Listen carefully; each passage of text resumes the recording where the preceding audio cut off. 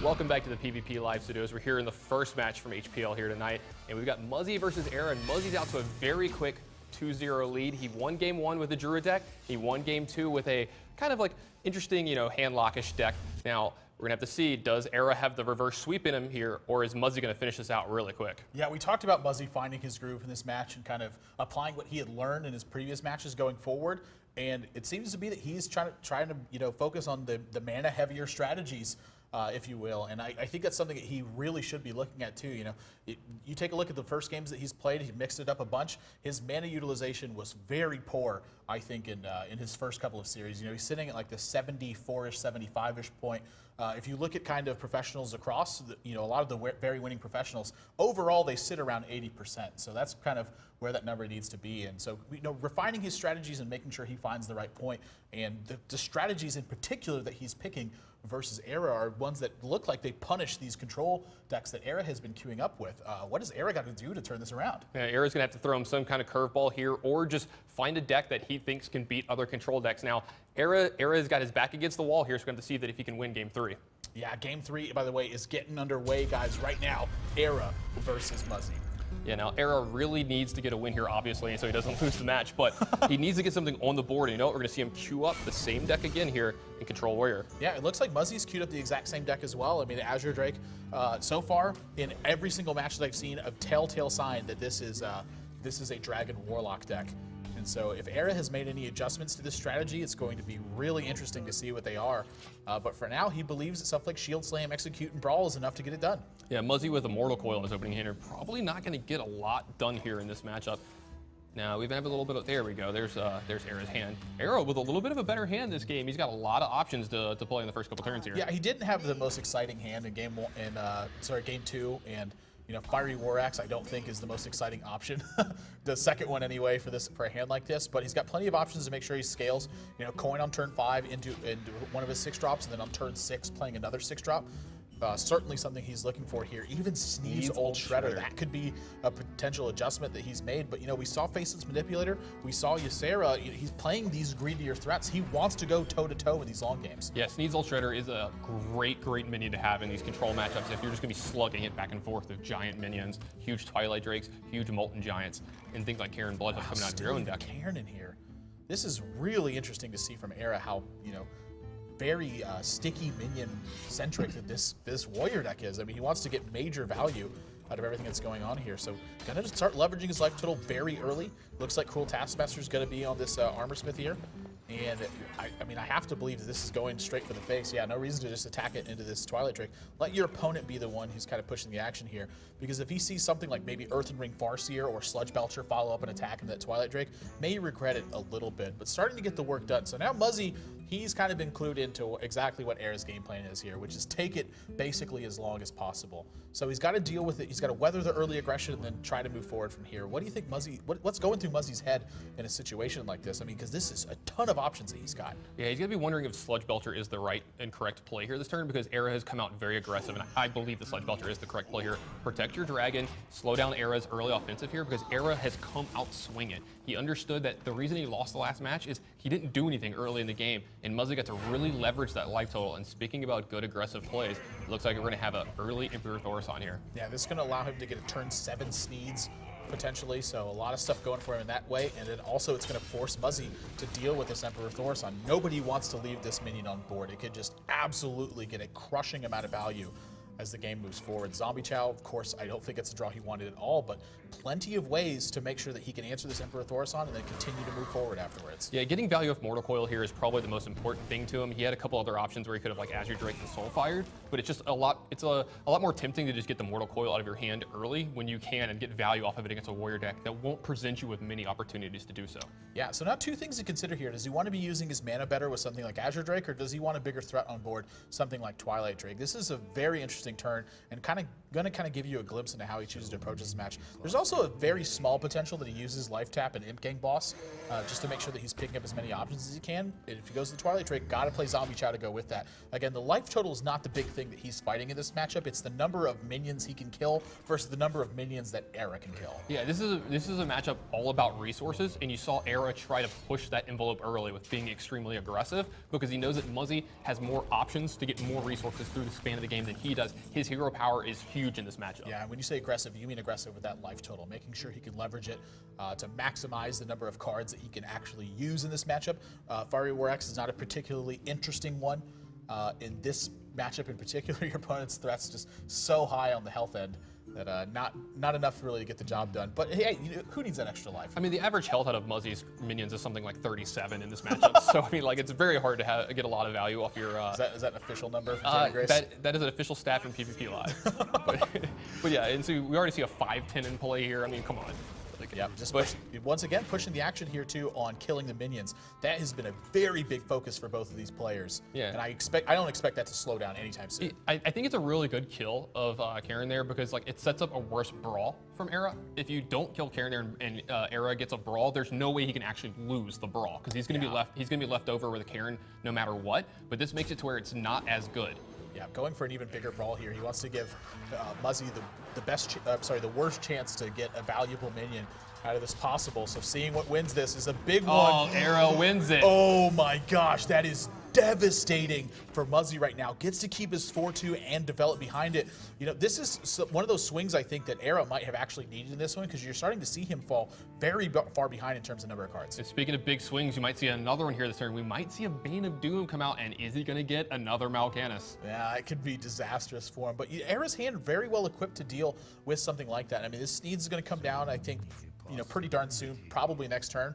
I'm trying to think of a draw that makes ErA not play Sneeds Old Shredder next turn. Yeah, there aren't many in his deck, short of something like Ragnaros. I assume he has Ragnaros somewhere in this build. We could be wrong, but if he gets to the opportunity where he gets to have a turn with a Sneeds Old Shredder, copying it with Faceless Manipulator might be a pretty big game. You know, something we actually haven't seen from ErA, I don't think, is a 7-power minion of this Warrior deck. He may be trying to fight a control battle where he's nullified his opponent's big game hunters. Doomguard comes off the Bane of Doom.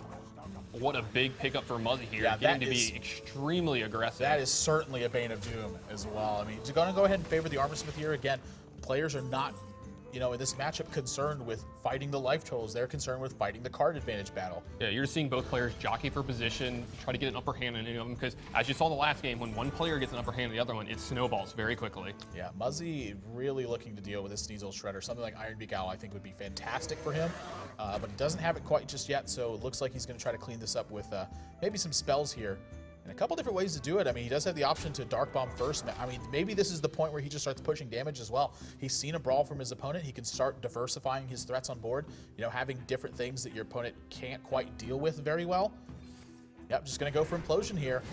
Yeah, you've already seen the brawl. He continues to get huge implosions. He could have gotten a 5 there, but he got a 4. So you keep seeing him present boards that ErA can't handle with his 1-for-1s here. And you know what? He's going to start to push a lot of damage through. He has 2 Dark Bombs and a Hellfire and a Soulfire in his hand. So he has a ton of reach here over the next couple turns. He's going to be able to end this game pretty quickly if he can push through more damage. Yeah, Faceless Manipulator here, by the way, had he not Implosioned or put any damage on this Sneeds Old Shredder, potentially would have just lost the game from it. Yeah, now it's interesting to see if he's going to Faceless Manipulator first here, or maybe try to get the random legendary off Sneeds Old Shredder here. He might want a Hasting Doomguard. That's something that could be enticing here to be able to kill the Azure Drake straight out. I mean, he's got a lot of options here, but he doesn't have a lot of clean attacks on the Doomguard here. Yeah, I'm going to copy the Doomguard actually, make sure that he can take out threats adequately, so that's going to run into that Doomguard, see if he gets the right one. Mailhouse Manastorm isn't terrible, but it's certainly not anywhere near the best minion you can get off Sneeds Old Shredder. Yeah, and you're seeing ErA get a little frustrated here, and rightfully so. His game plan has not worked out very well here, and you know what? Muzzy's just burying him in card advantage, and his draw has just been great this game. Yeah, I mean, at this point, outside of Acolyte picking up something like 3 cards, which I don't really see happening with a hand like this, not near enough to get it done. So, kind of, still a little bit short on damage. He's pretty darn close. 6, 7, 8, 9, 10, 11, 17, 12, 13. Yeah, he's at 17 damage here. With the Azure Drake, he's not going to have the mana to play all these spells. So not quite enough, even with the Azure Drake in play. But he's going to go ahead and play this again. Once again, just continue to pad his card advantage. Dragon is out of his hand now, so Blackwing Corruptor. That was not the best draw off the answer deck I've ever seen there. Yeah, it was a little unfortunate. You're like, it's kind of ironic here. You're like, oh, of course I draw it right now. But now Dark Bomb becomes a clear answer to what's happening on the board here, though. So, very good stuff on him. He does lose a lot of reach in a position like this, but again, his game plan, I think, is card advantage at this point. I don't think at any step of the way it's really been burst damage. The burst damage more of a threat to force ErA to do something than it is actually what his mechanism to win the game. Yeah, and you're seeing Muzzy completely understand the situation. He's like, I'm ahead in cards, I'm ahead in life, and I'm ahead on board, so I'm just going to trade here. And speaking of cards that can get you ahead, Ysera can change things very quickly. Yeah, there's actually not a clean way in Muzzy's hand to answer this either, so if this Ysera sticks to the board, this could potentially be very disastrous. Iron Begal is going to shut off the card advantage that it's going to generate in terms of its end of turn effect. But it's still a 4/12 body that you're staring at on board, and that's not what you want to be. That's not what you want to be facing down when you're playing these mid-sized minions. Yeah, if Muzzy had actually drawn a dragon there, I think he actually had exactly lethal that turn with a Blackwing Corruptor, a Hellfire, and a Soulfire. 3 + 4 + 5. Yeah, that's a lot. Yeah, that would have been exactly lethal actually. Shield Slam picked up. That's a pretty big draw from ErA That's here. an excellent one at this point. Harrison Jones likely to get no value in this matchup unless you see something like Jiraxis. But ErA's now begun padding his life total. He can start to clear up what's on board, and now this Ysera, just the 4/12 body, going to start doing work. Yeah, 4/12 still a gigantic body. And Muzzy, you saw earlier, gave away a lot of his reach to take that board control that turn. Now ErA's back to 22, so this game actually coming back into the grip of being possibly won by ErA here. Yeah, this is a matter of whether or not ErA can continue to draw these cards as he's dedicated to having in these kinds of greedy control battles. Both these players fighting for that still. Not the best draw after you've already silenced a Ysera and and had it attack one of your minions, but still good enough to clear a 4/9 off the board, which I think he's more than happy with. Yeah, getting rid of this 4/9 is actually a pretty big deal. I think he's going to start ruling the board and eating away at all of his minions early. And he's got this 5/5, but he's going to be able to take care of that. And ErA, is that a second brawl? Did he cast the brawl already this game? Yeah, that's a second brawl. He won it earlier with a Cairn, so really, once again, focused on fighting the very long game. If the board gets out of control, he can recover it and then follow it up with the right minions afterwards. I like this game plan, but facing down against something like Warlock, it's just so difficult to offset the advantage they can get, but just by drawing 2 cards a turn. I think I would have liked to see him take a little bit more of an aggressive route if he's going to play something like a control deck. But it's like he's like right on the crux of being able to turn this around and have complete control. But again, the story has just been the Warlock hero power can trade as much life as he wants for extra cards over the course of this game, and it's not a big deal for him because he's seeing card advantage focused threats instead of ones that are meant to apply pressure. Yeah, these anti-kill bots are going to go a very, very long way over the next couple turns. You're going to see him actually attack both of his minions in here and get the Hellfire to clear the board, and he's just going to get this 5/4 body into play. It looks like, he can't wait forever for a dragon here, but this anti-kill bot represents 4 cards in this matchup. Yeah, over the long haul, it's such an important thing too. And 5/4, just a big enough threat here to put some pressure on ErA. Again, he's running out of cards, and Muzzy does not have a shortage of them yet. So unless ErA can continue to kill all these threats, Muzzy's still in the driver's seat. Yeah, Muzzy, you have to feel that Muzzy is a huge favorite from here. He's got an Implosion, he's got a Soulfire to help, get some reach late in this game. He just picked up another Hellfire, which is going to be great here. And you know what? Malagos added to his hand. He's going to let his Blackwing Corruptor be able to deal 3 damage here if he wants. So it's going to be interesting to see how he plays out this turn. He can kill this Acolyte of Pain pretty easily, trade off with Harrison Jones, still have a 5/4 body left over, and he can even get an Imp Gang Boss if he wants to in play here. So he would have a clear board on ErA's side with an Imp Gang Boss and a Blackwing Corruptor. That has to be a pretty welcoming play for him. Yeah, I think at this point, whoa, very, very different plan than I was thinking he was going to go with here. This looked like a spot where it was great to drop down Blackwing Corruptor and start applying pressure to his opponent. But something he's thinking about again is how ErA is going to deal with each one of his threats individually. So, playing it this way, wow, this actually forces a brawl from ErA too, just because he's so low on life at this point. Something I was thinking about for Muzzy is this is like kind of a great turn to start pressing for damage. He can just attack ErA's face and have played the second Blackwing Corruptor there and then leave ErA in a position where he's the one trading again. But that does open Muzzy up to potentially some cards that maybe can start swinging the game back. So again, once he's thinking about his thought process is make my opponent handle these cards 1 for 1 and win the game afterwards. So allocating threats into his lower priority ones and then saving his higher priority ones for later is his game plan.